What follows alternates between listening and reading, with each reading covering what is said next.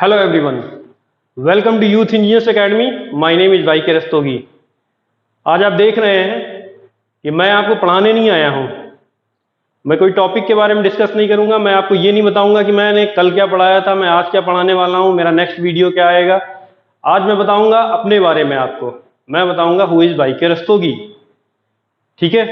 जैसे हम किसी सब्जेक्ट को पढ़ते हैं तो हमें ये पता होना चाहिए उस सब्जेक्ट का मतलब क्या है, उस सब्जेक्ट का मीनिंग क्या है।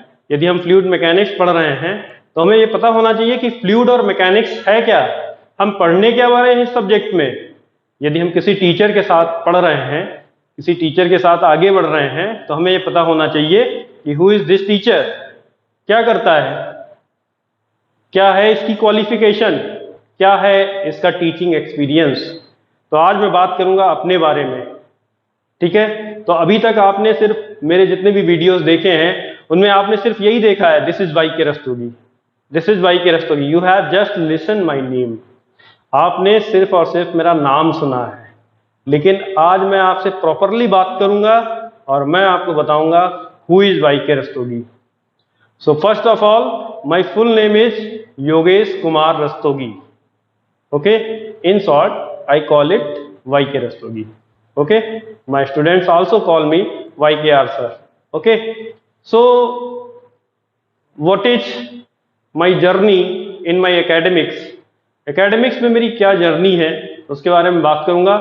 सबसे पहले इंटरमीडिएट के बाद में, सभी लोग इंटरमीडिएट तक तो करते ही करते हैं, उसके बाद के बारे में बात करते हैं। इंटरमीडिएट के बाद में मैंने एक डिग्री कॉलेज में एडमिशन लिया और अपनी बीएससी कंप्लीट की मैथ्स और फिजिक्स में। आज यदि आपको लगता है कि आपने देखा भी होगा जहाँ डेरिवेशंस होते हैं, मैं बहुत कंफर्टेबल फील करता हूँ उनके साथ में। जहाँ कैलकुलेशंस होती है, न्यूमेरिकल्स होते हैं, मैं बहुत कंफर्टेबल फील करता हूँ। क्यों फील करता हूँ? क्योंकि मैथ्स एंड फिजिक्स को मैंने ग्रेजुएट लेवल तक बहुत अच्छे से किया है। ठीक है। मेरा पसंदीदा सब्जेक्ट भी रहा है मैथ्स। ठीक है। सो बीएससी कंप्लीट करने के बाद में मैंने आईआईटी जेई के लिए प्रिपरेशन किया और प्रिपरेशन के फर्स्ट ईयर में मैंने 2 साल प्रिपेयर किया है। ठीक है। तो प्रिपरेशन के फर्स्ट ईयर में मैंने आईआईटी जेई का जो प्री होता है, प्री क्रैक कर लिया। ठीक है। क्रैक करने के बाद में हुआ क्या कि मुझे मेंस देना था। बट जैसा कि मैंने बताया ना कि मैंने बीएससी किया मैथ्स एंड फिजिक्स में, जबकि आपको पता होना चाहिए बीएससी में 3 सब्जेक्ट्स होते हैं, फिजिक्स, केमिस्ट्री और मैथमेटिक्स। मेरे साथ पीसीएम से मैंने किया था। बट लास्ट ईयर मैंने क्या किया, मैंने केमिस्ट्री को ड्रॉप कर दिया।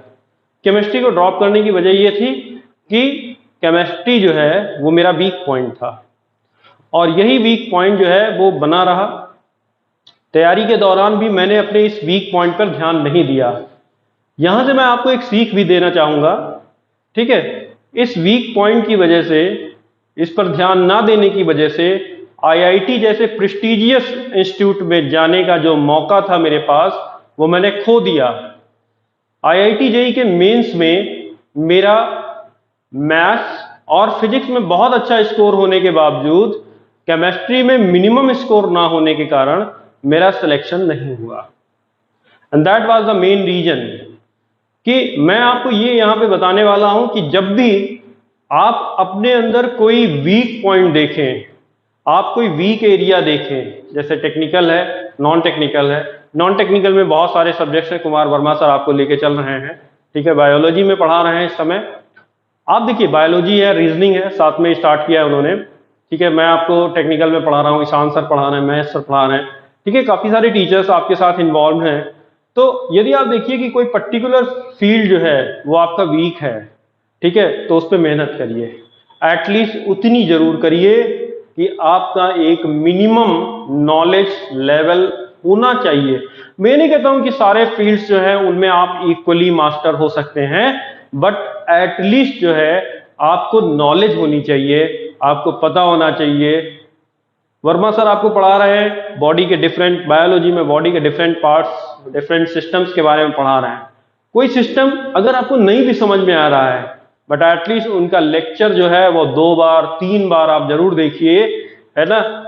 जिस पर्टिकुलर टॉपिक में आपको अच्छा नहीं लग रहा है, आपको नहीं समझ में आ रहा है, आपका उसमें फीलिंग नहीं बन पा रहा है, उस वीडियो को भी आप 2 से 3 बार जरूर देखें। तो इससे क्या होगा, इससे आपका एक मिनिमम जो अंडरस्टैंडिंग लेवल है वो आपका वहां पे हो जाएगा। ठीक है, फिलहाल तैयारी के प्रिपरेशन के फर्स्ट ईयर में मेरा सिलेक्शन IIT जेईई में रुक गया। उसके बाद में नेक्स्ट ईयर जो है मैंने फिर IIT जेईई के लिए नहीं प्रिपेयर किया। मैंने फिर जो है AIEEE के लिए मैंने प्रयास करता रहा ऑब्जेक्टिव्स में, लेकिन AIEEE और UPSC दोनों का रिजल्ट में थोड़ा सा टाइम था। UPSC का रिजल्ट पहले आ गया था और ये जो आपका AIEEE का रिजल्ट बाद में आया था। UPSC में मेरी बहुत अच्छी रैंक थी, 2789 आई थिंक, मुझे अभी भी याद है। 2789 रैंक थी और 2789 रैंक में मैंने आनंद इंजीनियरिंग कॉलेज में मैकेनिकल इंजीनियरिंग में एडमिशन लिया ईयर 2003 में। ठीक है, 2007 में मैं वहां से इंजीनियरिंग ग्रेजुएट होके निकला। इंजीनियरिंग ग्रेजुएट होके निकलने के बाद में मेरी जर्नी स्टार्ट हुई पुंज लॉयड के साथ में। यहां पर भी एक बहुत इंटरेस्टिंग पॉइंट है, पुंज लॉयड के साथ मेरी जर्नी कैसे स्टार्ट हुई मैं थोड़ा सा आप लोगों को बताना चाहूंगा।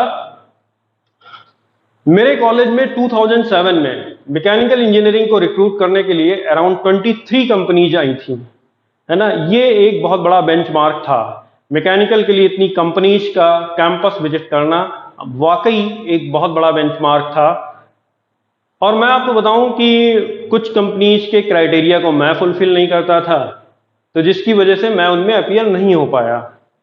ठीक है, जिन कंपनीज में मैं अपीयर हुआ अराउंड 17 कंपनीज जो है आउट ऑफ 21 कंपनीज, मैं 21 कंपनीज की बात कर रहा हूँ, 20 कंपनीज की बात कर रहा हूँ। 20 कंपनीज में मैं अराउंड 17 कंपनीज में अपीयर हुआ, 3 में मैं क्वालिफाई नहीं कर पा रहा था।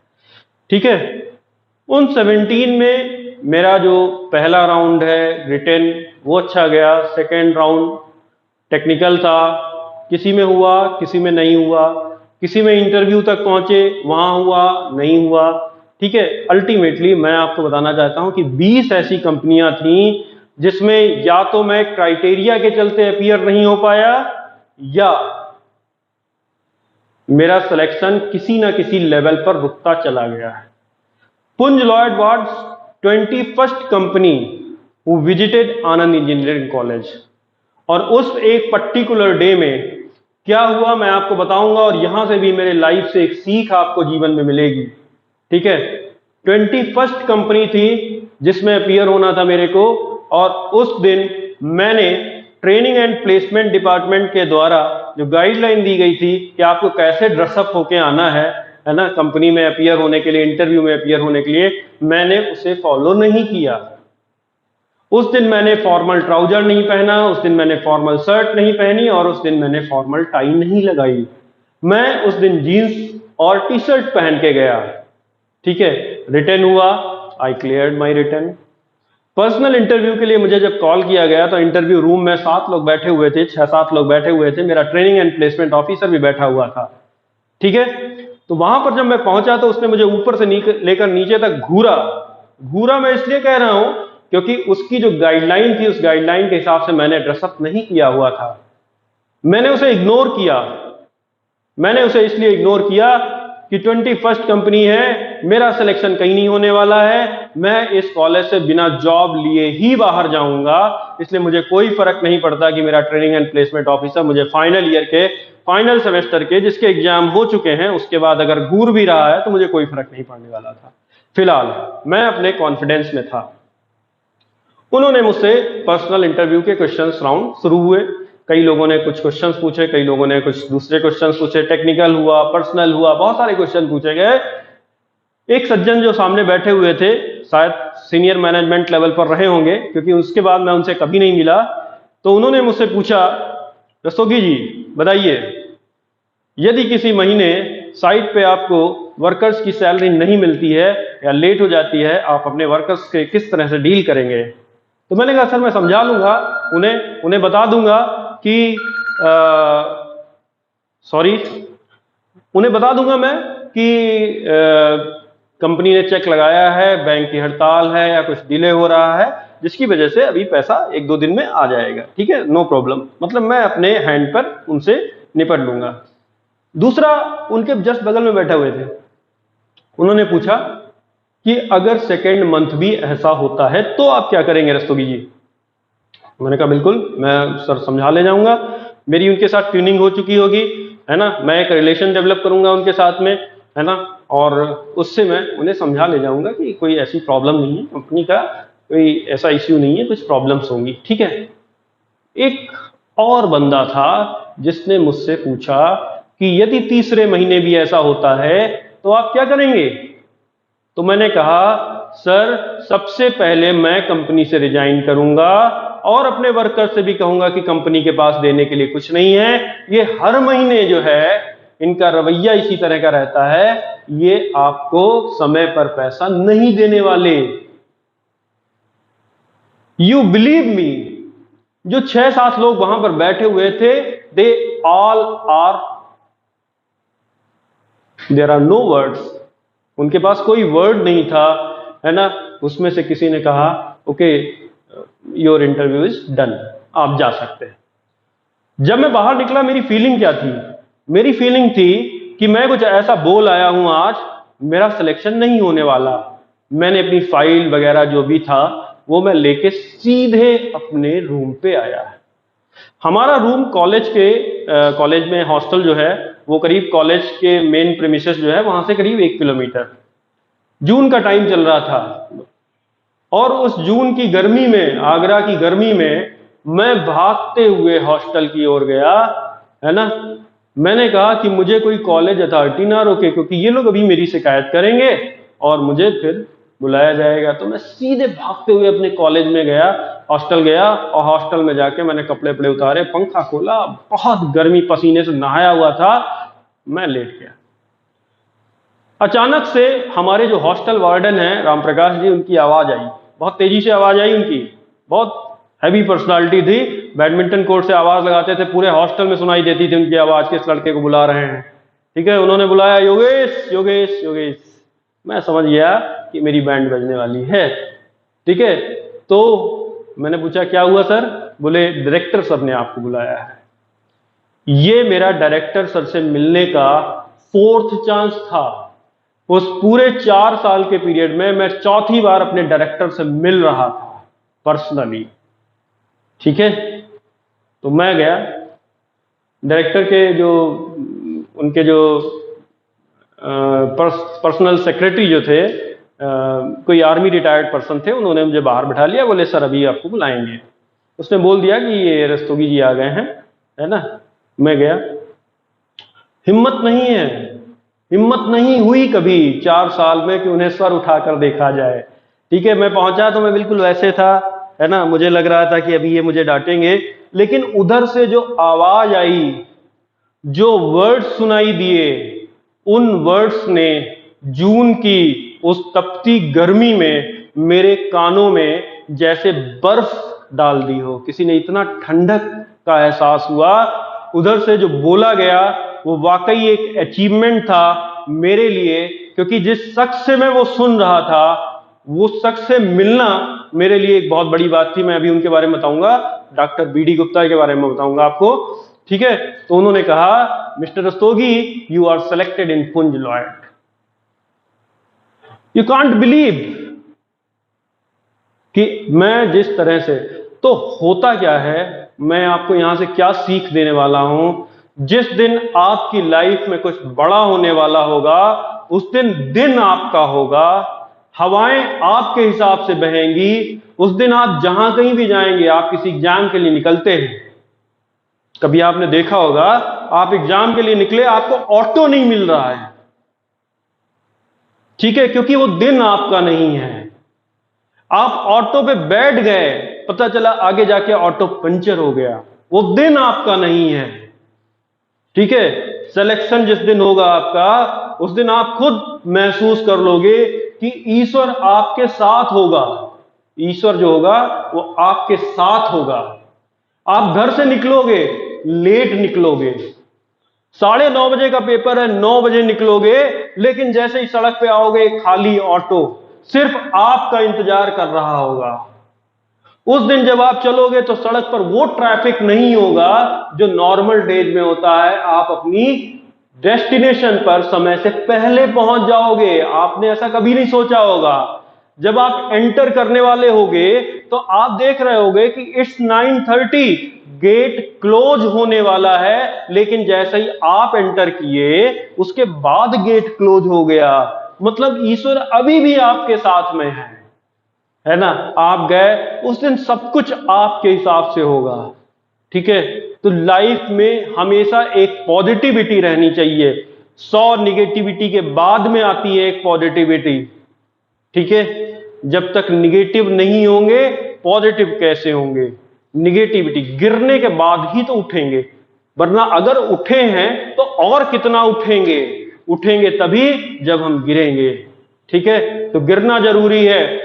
वो 20 ऐसी कंपनीज थी जिसमें मैं रिजेक्टेड था, लेकिन एक कंपनी ऐसी थी जिसने मुझे अपने लायक समझा, ठीक है। तो मैंने पुंज लॉयड में वर्क किया। अब यहीं पे बात करते हैं डॉक्टर वीडी गुप्ता की। डॉक्टर वीडी गुप्ता जो है वो मैकेनिकल से ही है, ठीक है। KNIT सुल्तानपुर के रिटायर्ड हेड ऑफ डिपार्टमेंट रह चुके हैं और हमारे आनंद इंजीनियरिंग कॉलेज के प्रिंसिपल थे, ठीक है। अभी हैं नहीं है मुझे नहीं पता, लेकिन उस समय थे। पर्सनालिटी इतने बड़े, मुझसे भी कम हाइट, कैसे? दुबले पतले, बिल्कुल दुबले पतले, लेकिन आवाज, जब आपके अंदर कॉन्फिडेंस होता है, आपके अंदर नॉलेज होता है, वो जब जब हमारी क्लास में आए, जब वो राउंड लेते थे और कभी उन्हें हमारा क्लास खाली दिख जाता था तो वो हमारी क्लास में आ जाते थे, पूछते थे कि किसका लेक्चर है। हम बताते थे हीट एंड मास ट्रांसफर का है, हम बताते थे हीट एंड मास ट्रांसफर का है। वो हमें फूरियर लॉ समझा देते थे। हम कहते थे RAC का है, वो हमें वेपर कंप्रेशन सिस्टम पढ़ा देते थे। हम कहते सर कैड का है, कैम का है, थ्योरी ऑफ मशीन का है। हम जिस सब्जेक्ट का नाम लेते वो हमें वो सब्जेक्ट पढ़ा देते थे। ये था नॉलेज। इवन प्रैक्टिकल्स होते थे हमारे, प्रैक्टिकल्स। हम एक बार ड्राइंग की क्लास में थे, ड्राइंग के टीचर नहीं आए थे, है ना। वो ड्राइंग की क्लास में आए, ठीक है, और हम लोग अपनी ड्राइंग बना रहे थे, पिछली वाली जो हमको दी गई थी उस ड्राइंग को हम बना रहे थे। और उन्होंने पूछा क्या हुआ, क्या आपके कंसर्न इंस्ट्रक्टर नहीं है? तो हम लोगों ने कहा कि सर नहीं, वो आज शायद छुट्टी पे होंगे या नहीं आए होंगे, हमें पता नहीं है। तो उन्होंने कहा क्या पढ़ रहे हो? तो हम लोगों ने कहा सर हम लोग कीज डिजाइन कर रहे हैं, की, ठीक है। तो उन्होंने कहा कि व्हाट इज द की, और वो डिफिनीशन जो उन्होंने उस दिन बताई थी वो आज भी एज इट इज हमारे दिमाग में है, एज इट इज। मैं बोल रहा हूं एज इट इज। जो वर्ड्स मैं बोलने वाला हूं वो वही वर्ड्स हैं जो डॉक्टर वीडी गुप्ता के थे कि की arrest the relative motion between the shaft and पुली, की अरेस्ट। और उस दिन उस अरेस्ट वर्ड का जो यूज मैंने देखा, वैसे तो अरेस्ट का मतलब मैं सोचता था पुलिस ही अरेस्ट करती है हमको कड़ी डाल के, है ना। But at that day, sometimes आप मेरे स्टूडेंट हैं, आपने देखा होगा क्लास में मैं इस तरीके की बात करता हूं, जब मैं प्रिवेंट वर्ड का यूज करना चाहता हूं मैं अरेस्ट वर्ड का यूज करता हूं। मैं इसलिए करता हूं क्योंकि डॉक्टर वीडी गुप्ता ने मुझे उस दिन बताया था कि अरेस्ट वर्ड का भी हम यूज कर सकते हैं। सो वो नॉलेज है। एक संत पुरुष राधा स्वामी संप्रदाय से जुड़े हुए, अपनी पूरी सैलरी से 1 रुपया लेने वाले और बाकी पूरी सैलरी गरीबों के लिए दान करने वाले, ऐसे डॉक्टर वीडी गुप्ता जहां भी हैं, इस जहां में हैं, यदि नहीं है मैं उन्हें आज भी सत सत नमन करता हूं और ईश्वर से प्रार्थना करता हूं कि वो जहां कहीं भी हो, स्वस्थ हो, खुश हो और हम सभी पर इस तरीके से अपना आशीर्वाद देते रहे। नाउ अब मैं 2 मिनट का ब्रेक लूंगा। ब्रेक लेकर अभी एक्चुअली एक क्लास है, उस क्लास को स्टार्ट करना है। सो ये वीडियो मैं यहीं पे रोक रहा हूं, लेकिन फिर कभी मैं आपको अपने बारे में और ज्यादा बताऊंगा, और डिटेल में बताऊंगा। यदि आप मुझसे जुड़ना चाहते हैं तो मैं ब्लॉग भी लिखता हूं। मेरा एक ब्लॉग है www.mypersonaldiary991.blogspot.com। उस पर आप जाएंगे तो आप उस पर देखेंगे बहुत सारे मेरे ब्लॉग्स हैं, आप उनको पढ़ेंगे, निश्चित तौर पर आपको मजा आएगा, आप मेरे बारे में और अधिक जानेंगे, ठीक है। तो आज का मैंने ये जो वीडियो शूट किया है ये इसलिए किया है ताकि आप थोड़ा सा मेरे बारे में लीक से हटकर भी जाने, ठीक है। अभी हमारी जर्नी समाप्त नहीं हुई है, जर्नी स्टार्ट हुई है। हम किसी और वीडियो के माध्यम से आपसे फिर से जुड़ेंगे। Thank you very much, thank you.